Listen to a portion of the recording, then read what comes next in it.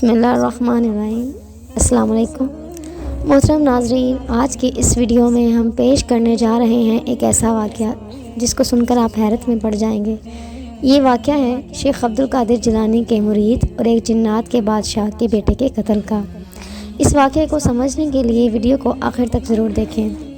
محترم ناظرین، بغداد میں بے شمار علماء موجود تھے۔ انہی علماء میں سے ایک عالم اپنے شاگردوں کو دین کی تعلیم دینے کے لیے نماز جمعہ کے بعد ان کو قبرستان لے کر جاتے اور فاتح خوانی کرتے اور وہاں پر اپنے شاگردوں کو درس عبرت بھی دیتے تھے کہ دیکھو، انسان اس دنیا میں وقتی طور پر تو موجود ہے، لیکن اس کا آخری ٹھکانہ آخرت ہے۔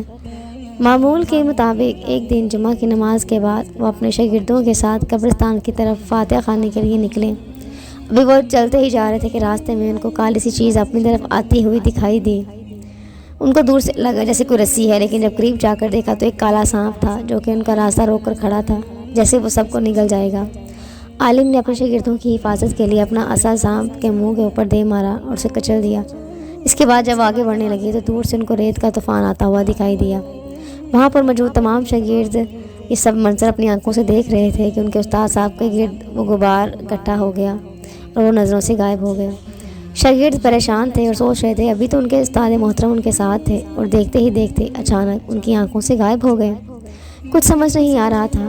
واپس اپنی مدرسے میں لوٹ آئے، وہاں جا کر دیکھا تو وہاں بھی موجود نہ تھے۔ شاگرد زاروں کے تار رونے لگے۔ جب کافی دیر گزر گئی اور استاد کرام واپس نہ آئے تو وہ لوگ دل ہی دل میں دعا کرنے لگے اپنے استاد کے لیے۔ ابھی دعا کر ہی رہے تھے کہ استاد صاحب آ گئے۔ ان شاگردوں نے آگے بڑھ کر ان کا استقبال کیا اور اس واقعے کے متعلق دریافت کیا کہ آپ کو تو ہم نے اپنی آنکھوں سے اس گرد و غبار میں غائب ہوتے دیکھا تھا، ہمیں یہ بات سمجھ نہ آئی۔ استاد صاحب مسکرائے ہوئے فرمانے لگے، جب مجھ پر غبار چھایا تو میں بھی ایک لمحے کے لیے حیران ہو گیا۔ وہ غبار مجھے لے کر ایک جزیرے پر چلا گیا جہاں چاروں طرف پانی تھا۔ دراصل وہ انسان نہیں تھے جو مجھے پکڑ کر لے کر گئے تھے، وہ جنات تھے جو انہوں نے مجھے دریا میں غوطہ لگا کر بادشاہ کے پاس لے گئے۔ بادشاہ بہت غصے میں تھا، مجھے سمجھ نہیں آ رہی تھی کہ انہوں نے ایسا کیوں کیا۔ جنات کا بادشاہ مجھے گھور گھور کر دیکھ رہا تھا۔ اب مجھے بات سمجھ نہ آئی۔ جو دوسری جانب دیکھا تو میرے سامنے ایک نوجوان مقتول پڑا ہوا تھا جس کا سر زخمی تھا اور جسم سے خون بہہ رہا تھا۔ میں نے اس کے متعلق سوال پوچھا کہ یہ کون ہے؟ اس نے میری طرف غصے سے دیکھا۔ بادشاہ نے کہا، تم اس نوجوان کا ناحق قتل کیا ہے۔ مجھے تو بات ہی سمجھ نہیں آ رہی تھی۔ جنات کے خادم کہنے لگے، اس کے ہاتھ میں یہ جو عصا ہے وہ اس بات کی دلیل ہے کہ اس نے قتل کیا ہے۔ میں نے کہا، اس نوجوان کو میں نے قتل نہیں کیا، میں نے ایک سانپ کو مارا تھا، یہ اس کا خون ہے۔ بادشاہ نے کہا، اے عالم، تو عالم نہیں ہے، تو نے بہت بڑا گناہ کیا ہے، تو نے میرے بیٹے کا سر کچل دیا۔ میرا دل چاہ رہا ہے کہ ابھی تلوار چلاؤں اور تجھے قتل کر دوں۔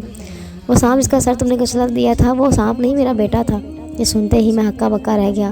میں نے جنات کے بیٹے کو مار دیا تھا، اب تو یہ مجھے بھی نہیں چھوڑیں گے۔ کہا کہ تم قاضی سے بادشاہ نے کہا کہ اس نے اپنے قتل کا اعتراف کر لیا ہے، لہذا اس کو قتل کر دیا جائے۔ اب یہ سانپ کے روپ میں کوئی جن تھا، مجھے نہیں پتا۔ میں نے ان کو بتایا وہ ہم پر حملہ کرنے والا تھا، لہٰذا میں نے اپنے بچاؤ کے لیے اس کو مارا تھا۔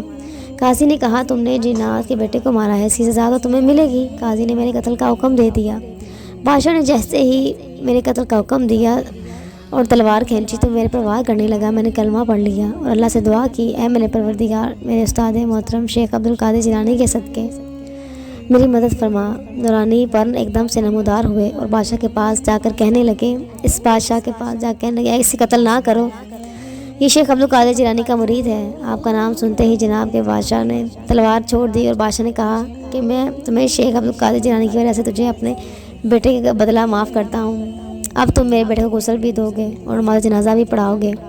نماز جنازہ کے بعد اس کو رخصت کر دیا گیا۔ قبرستان میں فاتح خوانی کے بعد وہ مدرسے واپس چلے آئے۔